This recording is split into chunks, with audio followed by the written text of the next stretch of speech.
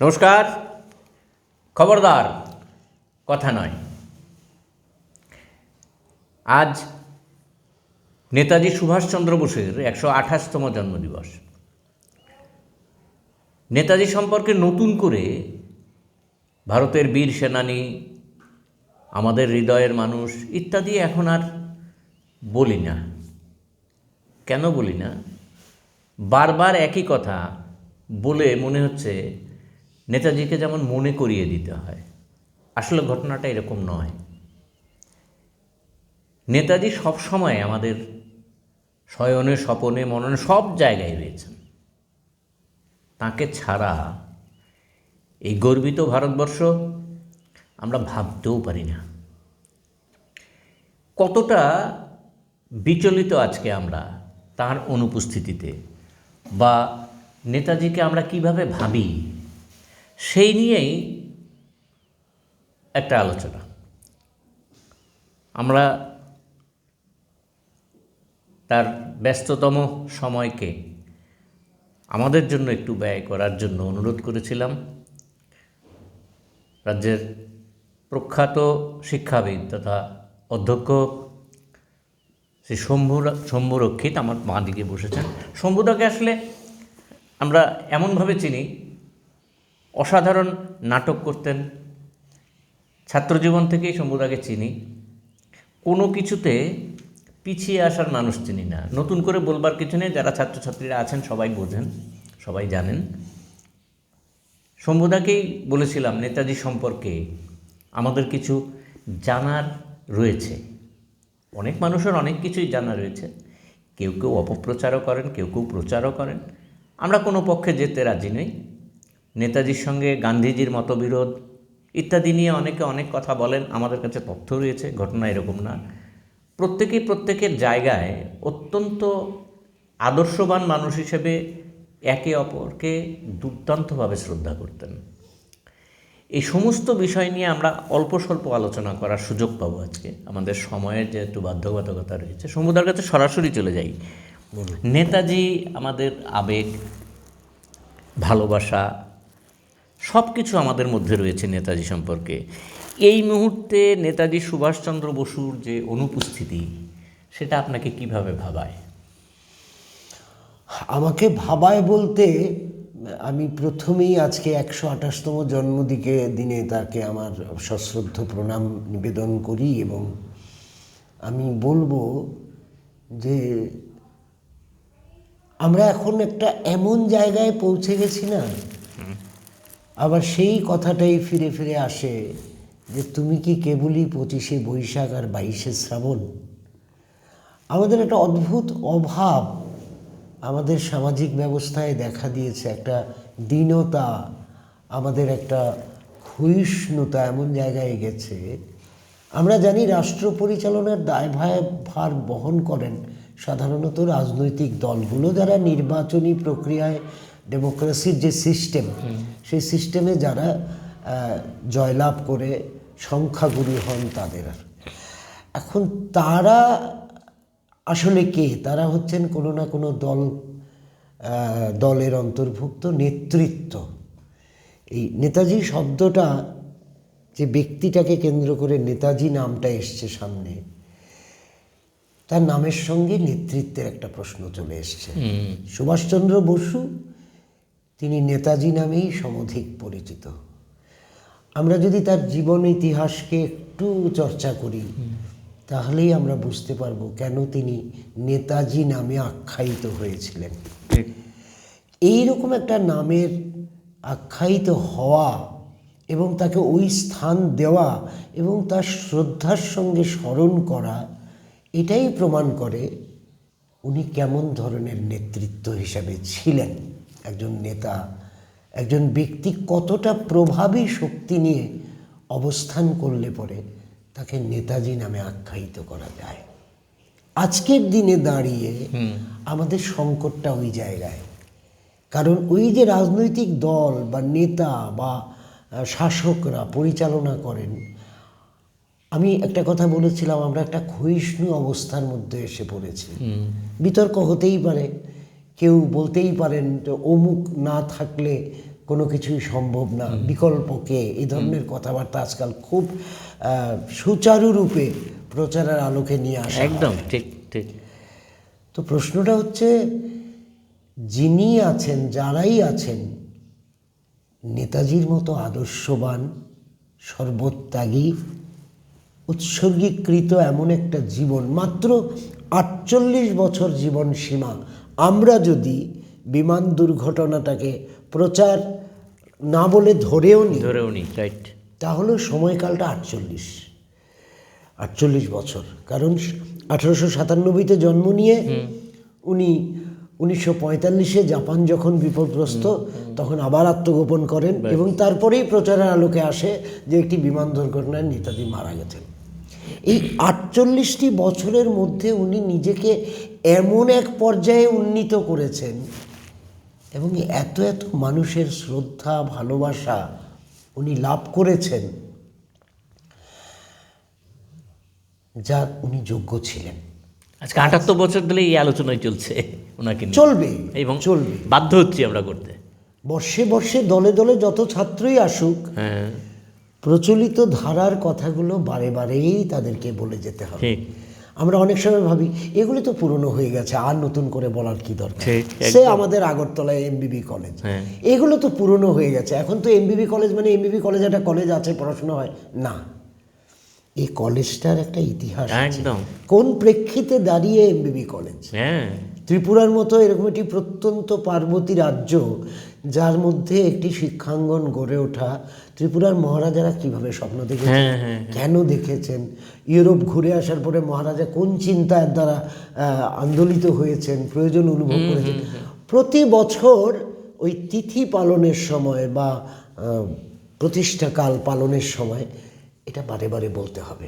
শুধুমাত্র লেখাপড়া কেন্দ্রিক এমবিবি কলেজ না, না, এর বাইরেও একটা কিছু আছে। ঠিক তেমনি এই যে নেতাজির জন্মদিনে আমাদের স্থানীয় আগরতলা শহরের একটি বর্ধিষ্ণু স্কুল অত্যন্ত সুনামের সঙ্গে সুদীর্ঘকাল তার ধারাবাহিকতা বজায় রাখার চেষ্টা করছে।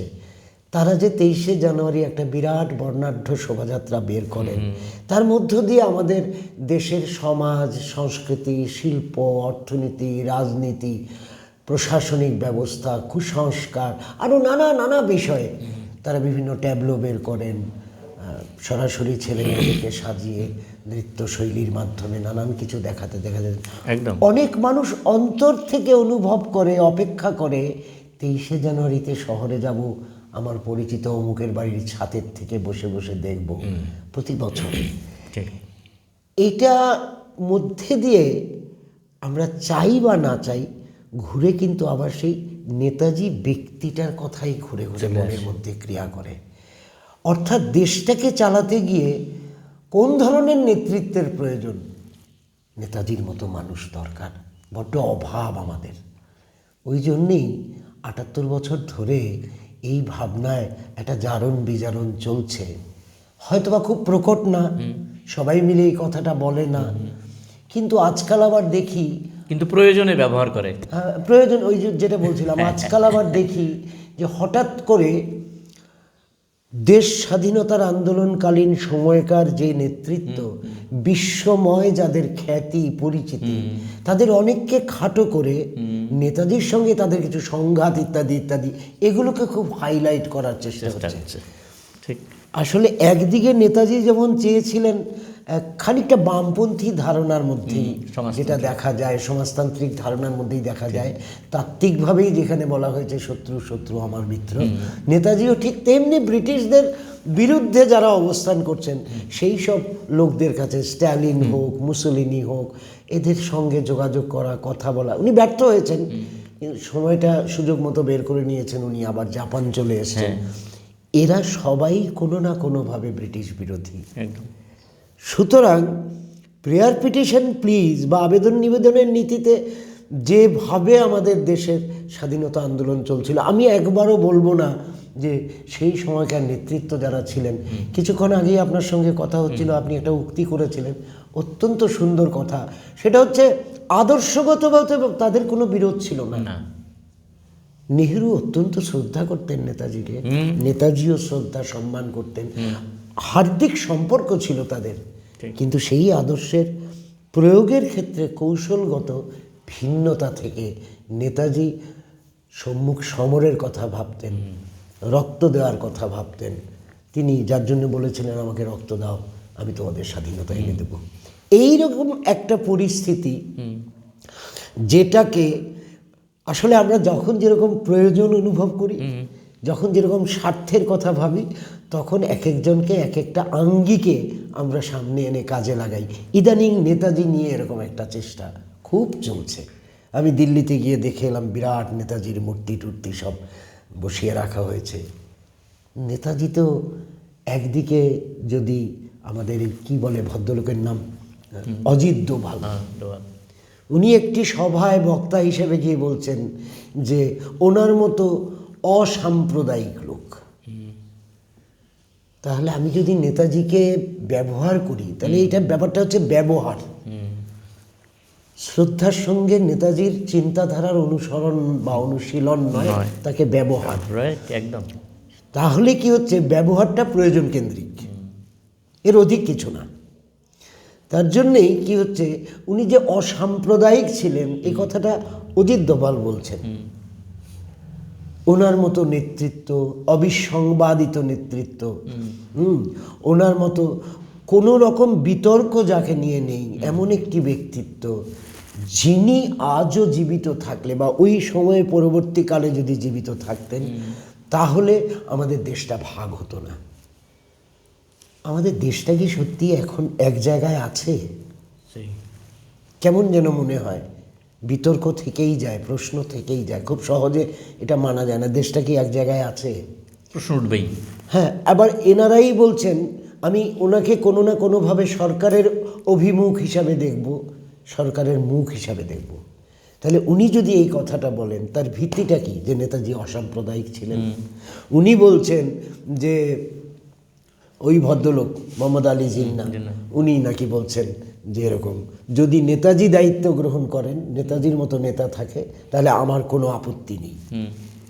এগুলি আসলে সময় সুযোগ মতো নেতাজিকে ব্যবহার করা।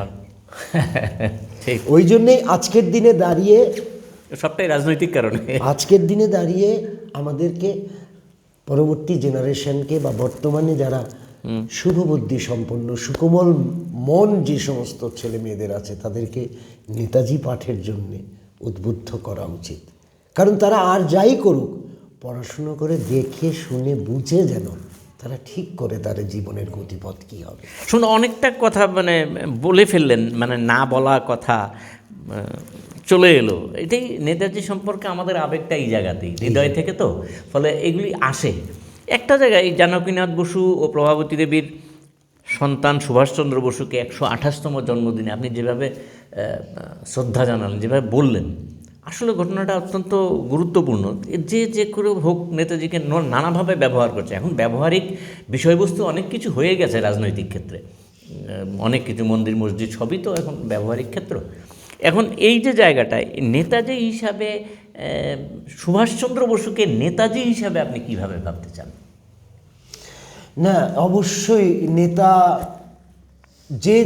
যে ধরনের নেতৃত্ব দানের যোগ্যতা তার মধ্যে ছিল, ওইভাবে যদি আমরা কাউকে আমাদের সমাজ পরিচালনার ক্ষেত্রে সামনে এগিয়ে আসতে দেখি, বা রেদার আমরা যদি তাকে নেতা রূপে সামনে এগিয়ে আসতে সহায়তার হাত বাড়িয়ে দিই, তাহলে আমি বলবো নতুন যিনি আসবেন তিনি যেন নেতাজির মতোই হন।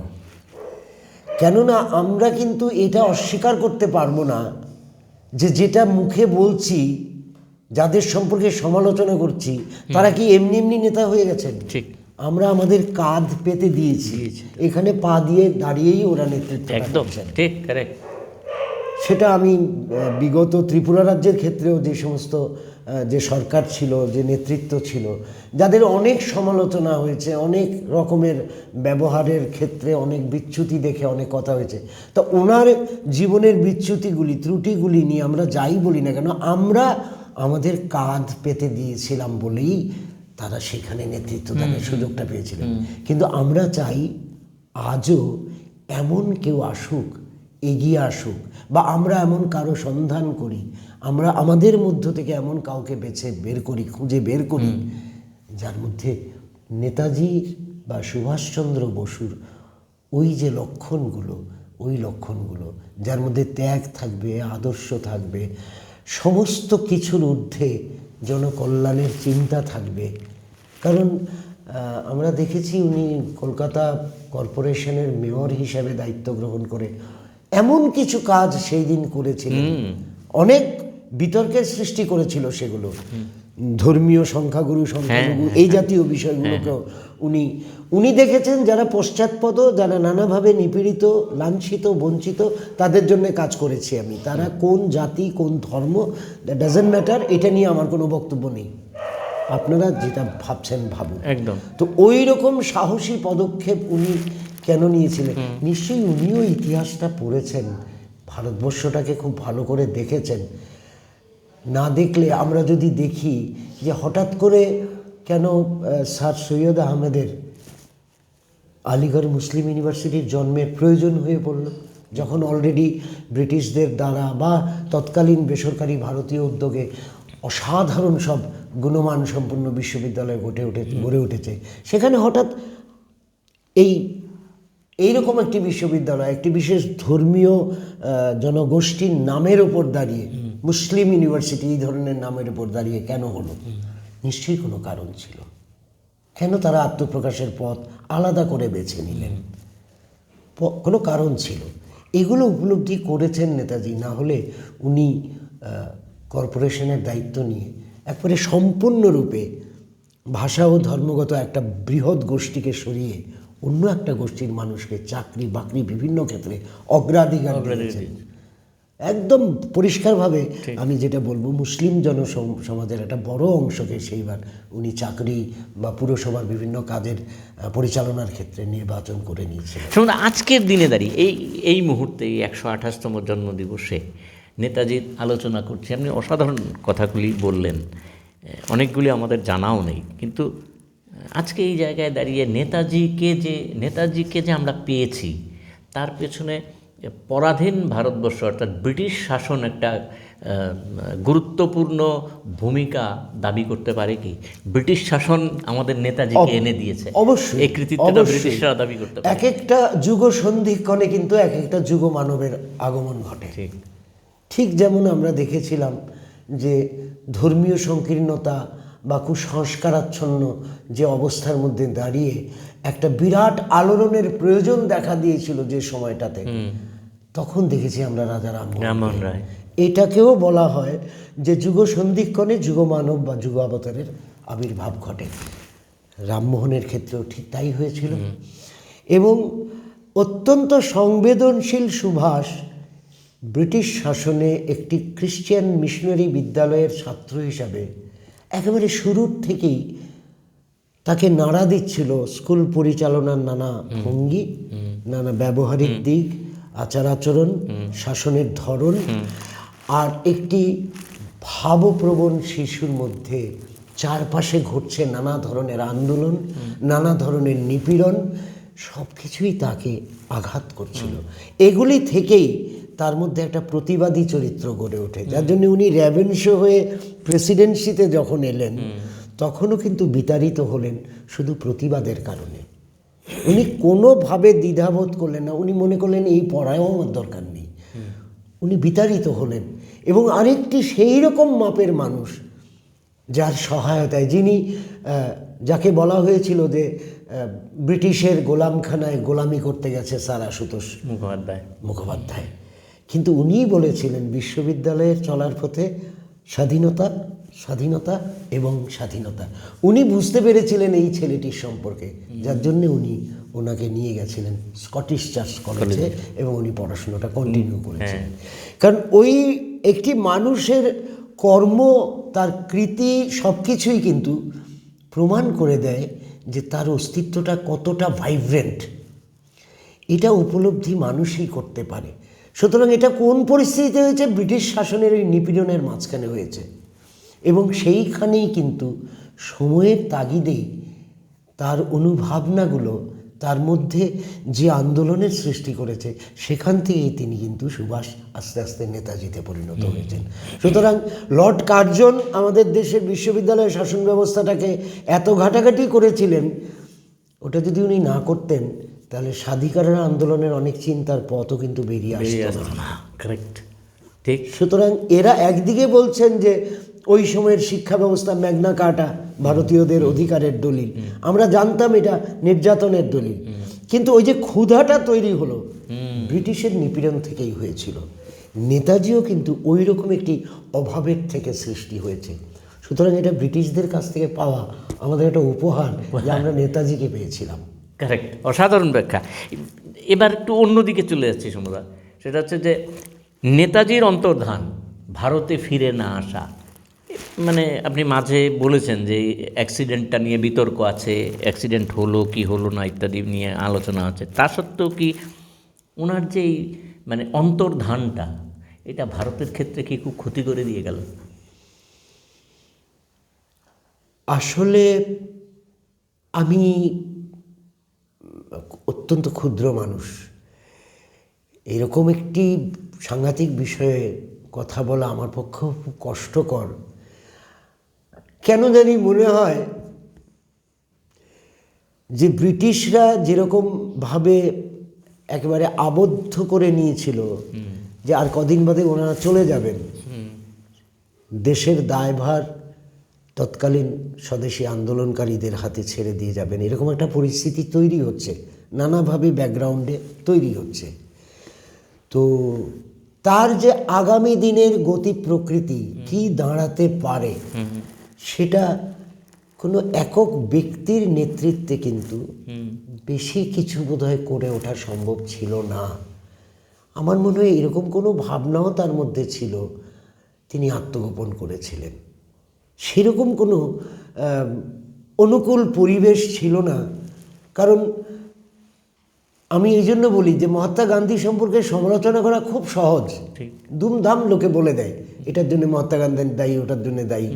কিন্তু তখনকার প্রেক্ষিতে দাঁড়িয়ে যদি মহাত্মা গান্ধীর মতো লোকদেরকে, যেখানে মানুষ ঘুম থেকে উঠেই মনে করেন যে আমাদের দেশে মহাত্মা গান্ধী আছে, উনি জাতির পিতা, এই মাস পিপলের যে অংশগ্রহণ, মাস পিপলের মনের মণিকোঠায় যে আসন লাভ, এইখান থেকে আজাদ হিন্দ ফৌজ কিন্তু তেমন কোনো একটা বড় ফোর্স না। ভেতরে জেদ ছিল, দেশকে স্বাধীন করার একটা তীব্র বাসনা ছিল, কিন্তু এরা ছিল মূলত শ্রমজীবী অংশের কিছু মানুষ আর ব্রিটিশ দ্বারা নির্যাতিত কিছু বিভিন্ন রাজনৈতিক ক্ষেত্রের, সামাজিক ক্ষেত্রে কিছু নির্যাতিত মানুষ, যারা বিভিন্ন দায় দায়িত্বে এসছেন, সেনা হিসাবে অস্ত্র ধারণ করেছেন। কিন্তু মাস পিপল ওইভাবে তার দিকে ধাবিত হয় নাই। ফলে তার যাত্রাপথ একদিকে আন্দামান নিকোবর দ্বীপপুঞ্জ, আর ওইদিকে আমাদের ইম্ফল আর মায়ানমারের একটা অংশ, এর বাইরে কিন্তু উনি আসতে পারেননি। ততক্ষণে ব্রিটিশরা অনেক বেশি কিন্তু সহজ করে নিয়েছে ব্যাপারটাকে, ওর পক্ষে কিন্তু আর এগিয়ে আসা সম্ভব হলো না। আর ভারতবর্ষেও কিন্তু জাপানিদের আত্মসমর্পণ একটা কারণ। হ্যাঁ, ভারতবর্ষেও কিন্তু একটা চরম বিরোধ তৈরি হয়েছিল নেতাজি সম্পর্কে লিডারশিপের মধ্যে। কারণ ওয়ার্ধা যে ওয়ার্কিং কাউন্সিলের মিটিং বসেছিল, সেইখানেও দেখা গেছে পণ্ডিত নেহেরু পরবর্তীকালে প্রচুর সমালোচিত হয়েছেন, কিন্তু এটা কিন্তু উনি বলতে দ্বিধা করেননি যে মহাত্মা গান্ধী যেভাবে চেয়েছেন সমস্ত কমিটিটা যেন সেইভাবেই তৈরি করা হয়।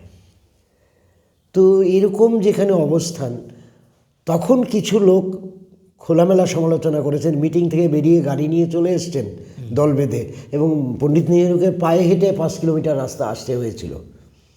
সমালোচনার বাইরে তারা কেউই ছিলেন না। কিন্তু এটাও ঠিক, বৃহৎ অংশটা কিন্তু ওনাদের সঙ্গেই ছিলেন। ফলে আত্মগোপনের মতো একটা পথ বেছে নেওয়া ছাড়াও বোধহয় কিছু করার ছিল না। আসলে এটা আমার একান্তই ব্যক্তিগত অনুভূতি। আসলে ব্রিটিশদের যে গতি প্রকৃতি বা চালচলন, তা নেতাজিকে আস্থা জোগাতে পারেনি যে তারা শেষ পর্যন্ত তাদের নিজেদের স্থির জায়গায়, তাকে তো রাষ্ট্রদ্রোহী হিসাবে ধরা চিন্তা হয়েছিল। চিন্তা হয়েছিল। আবার আজাদিন বাহিনীর যারা গ্রেপ্তার হলেন তাদের জন্য কিন্তু পণ্ডিত নেহেরুওয়ালাই মানে আদালতে লড়াই করলেন ওদের মুক্তির জন্য। অনেককে মুক্তি পাইয়েছেন না এবং ফাঁসির আদেশ তো প্রত্যাহার করতে বাধ্য হলো ব্রিটিশ। পণ্ডিত নেহেরু কত বড় মাপের একটা ব্যক্তিত্ব, ভালো মন্দ উচিত অনুচিত বোধ কি ওনাদের কারো চেয়ে কম ছিল? কোন জায়গায় কোনটা ঠিক আছে, লিডারশিপের একটা জায়গায় নেতাজির সঙ্গে সংঘাত তৈরি হয়েছে, লিডারের সংঘাত থাকবেই, এটা ওই যে বললাম আদর্শে কোনো গন্ডগোল ছিল না, সবটাই প্রকৃত ভারতবর্ষ গঠন করার ক্ষেত্রে। ইয়েস কিন্তু ওইখানে যেটা ছিল সেটা হচ্ছে যে না, আমাদের কৌশলগত বিরোধ, কোন পথে যাব আমরা, ঠিক কোন উপায়ে আমরা যাব। ঠিক। কারণ যদি সত্যি ব্রিটিশদের কোনো চাপ না থাকতো, আজ অবধি কেন নেতাজিকে নিয়ে এতভাবে ব্যবহার করা সত্ত্বেও নেতাজির মৃত্যুর রহস্যটা উন্মোচিত হচ্ছে না? ঠিক, সেই তো ঘটনাটা। এসব গুমনামি বাবা টাবা এইসব গল্প অনেক কিছু মিলিয়ে ফেলার চেষ্টা। কেউ বলছেন 83 পর্যন্ত নেতাজি ভারতবর্ষে ছিলেন, কেউ বলার চেষ্টা এগুলি করছেন। কে কোথা থেকে বলছে, মানে ডকুমেন্টারি এভিডেন্স কেউ কিছু প্রডিউস করতে পারছেন না, এবং গ্রাহ্য হয় মতো কোনো আপনি কি ওইভাবেও দেখতে পারেন যে নেতাজির অন্তর্ধানের বিষয়টা অভ্যন্তর ক্ষেত্রে ব্রিটিশরা এমনি দ্বিতীয় মহাযুদ্ধের পরে প্রায় খোকলা হয়ে গিয়েছিল, প্রচণ্ড ক্ষতির সম্মুখীন হয়েছে তারা। আমাদের ভেতরে বিপ্লবীদের বা আমাদের গণ আন্দোলনের যে চেহারা, এই চাপটাকে আরও ব্যাপক করার জন্যই অন্তর্ধানটা অত্যন্ত গুরুত্বপূর্ণ ভূমিকা নিল। বহির্রাষ্ট্র থেকেও আক্রমণ, ভেতর থেকেও আক্রমণ, ব্রিটিশরা যাতে ব্যাপকভাবে নড়ে ওঠে, সেটাও কি একটা চিন্তা ভাবনা নেতাজির মধ্যে কাজ করেছে? সেগুলি তো অবশ্যই ছিল, কিন্তু আমার চাপটা কারণ হিটলারের সঙ্গে উনি কথা বলেছেন। কিন্তু আমার যেটা মনে হয় আজও যে জিনিসটা অত্যন্ত জাগরুক আমি দেখতে পাচ্ছি, সেটা হচ্ছে যে আসলে ক্ষমতার কাছে থাকার একটা প্রবণতা একটা বিরাট অংশের জনগণের মধ্যে তৈরি হয়। ওরা কখনো এমন কোনো লিডারশিপের সান্নিধ্যে থাকতে চান না যেখানে থাকলে তার সুখ স্বাচ্ছন্দ্যে কোনো ব্যাঘাত ঘটে। আজও আমরা লক্ষ্য করছি, অতীত থেকেই আসছে। আজও আমরা লক্ষ্য করছি শাসকের মধ্যে যত ত্রুটিই থাক, একটা বৃহৎ অংশের মানুষ তার পাশাপাশি হাঁটে। আচ্ছা, এখন যদি তারা ওখান থেকে বেরিয়ে এসে নেতাজির মতো কারোর সান্নিধ্যে চলে যেতে চায়, খুব স্বস্তিতে জীবন কাটাতে পারবে কি? বা এখন পারে কি? আমরা লক্ষ্য করি পারে না, একা হয়ে যায়। ঠিক, একা হয়ে যায়। সেই আমার সর্বশেষ কোশ্চেন, নেতাজিকে নিয়ে রাজনীতি হচ্ছে, আপনিও স্বীকার করলেন যে বললেন হ্যাঁ কিছু হচ্ছে। এখন এই রাজনীতিক হিসাবে নেতাজিকে বেশি পছন্দ করেন, তাকে রাজনীতিক হিসাবেই ব্যবহার করে এগিয়ে যাক ভারতের বর্তমান ক্ষমতাসীন দল বা ক্ষমতাসীন যারা রয়েছে বা আসতে পারে যারা অতীতের যারা, তারাও, নাকি নেতাজির আদর্শটাকেই নিয়ে এগিয়ে যাওয়ার কথা? নেতাজির আদর্শকে নিয়ে এগিয়ে যাওয়ার মতো বর্তমানে যারা শাসন ক্ষমতায় আছেন আমি কোনোভাবে আশা করব না। কতটা বাস্তব? এটা অবাস্তব। কারণ নেতাজির জীবনের, বিশ্বাসের, কর্মধারার যে সংলক্ষণগুলো আমাদের কাছে প্রতিভাত হয়, আমরা দেখতে পাই, পড়াশোনা করলে জানতে পারি, সেগুলো এমনই এক ধরন যেটা বর্তমানে যারা আছেন আমরা তাদের কাছে আশা করতে পারি না। সুতরাং আদর্শবাদ হিসাবে নেতাজিকে অনুসরণ করার মানসিকতা আমার মনে হয় না এটা আদৌ সম্ভব। যারাই আছেন তারা একটা ভিন্ন দৃষ্টিতে আছেন।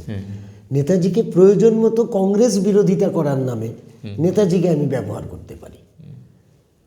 আচ্ছা, শেষ কথা বলার জন্য বলছি, একেবারে সংক্ষিপ্তভাবে নেতাজিকে আপনি কি চোখে দেখছেন এই মুহূর্তে ভারতবর্ষের বর্তমান অবস্থাকে সামনে রেখে? এই মুহূর্তে ভারতবর্ষে নেতাজিকে আমি দেখব যে এমন এক ব্যক্তিত্ব যাকে অনেক বেশি করে পড়াশুনো করা, যার জীবনযাত্রা, যার বড় হয়ে ওঠার পথে তার চিন্তা ভাবনার যে প্রয়োগ, সেগুলিকে অনুশীলন করা অত্যন্ত প্রয়োজন। কারণ হঠাৎ করে কেউ নেতাজি হয় না, কিন্তু তার মধ্যেকার সদ্গুণগুলো যদি আমরা কিছুমাত্র হলো আমাদের সমাজের তরুণ যুব সম্প্রদায়ের মধ্যে আমরা যদি চাষ করতে পারি, উৎসাহী হিসাবে তাদেরকে তৈরি করতে পারি, তাহলে অন্তত যা চলছে তার মধ্যে তারা তাদের বিচার বোধ মতো এগিয়ে যেতে পারে। কারণ আমরা যে যাই বলি না কেন, যতক্ষণ পর্যন্ত আমাদের দেশের গণতান্ত্রিক ব্যবস্থাপনা আছে ততক্ষণ পর্যন্ত ভোট আছে। ভোট আছে মানে একটা সংখ্যার হিসেব আছে। সেইখানে কে যাবেন, কে থাকবেন, কারা দেশের দায়িত্ব গ্রহণ করবেন, সেটা নির্বাচন করবে আমার সেই জনগণ। এবং জনগণের মধ্যে যে অংশটা আরও সামনের দিকে আসছে তাদের মধ্যে সেই শিক্ষার প্রচার প্রসার হোক, আবার নেতাজি ভাবনায় আমরা উদ্দীপিত হই। অসাধারণভাবে শেষ করলেন। আসলে শম্ভুদার ওই যে বাংলা, মাঝে মাঝে আমি বলি যে রবীন্দ্রনাথের কথা দিয়ে শেষ হইয়াও হইল না শেষ, আমাদের সময়ের একটা বাধ্যবাধকতা রয়েছে। শম্ভুদাকে নিয়ে আবার আলোচনায় বসবো এক সময়, নেতাজি বা জওহরলাল নেহেরু ইত্যাদি বিষয়গুলি নিয়ে ওনার সঙ্গে আবার আসবো আপনাদের সামনে। আজকে এইটুকুই থাক। সবাই ভালো থাকবেন, সুস্থ থাকবেন। সকলকে নমস্কার।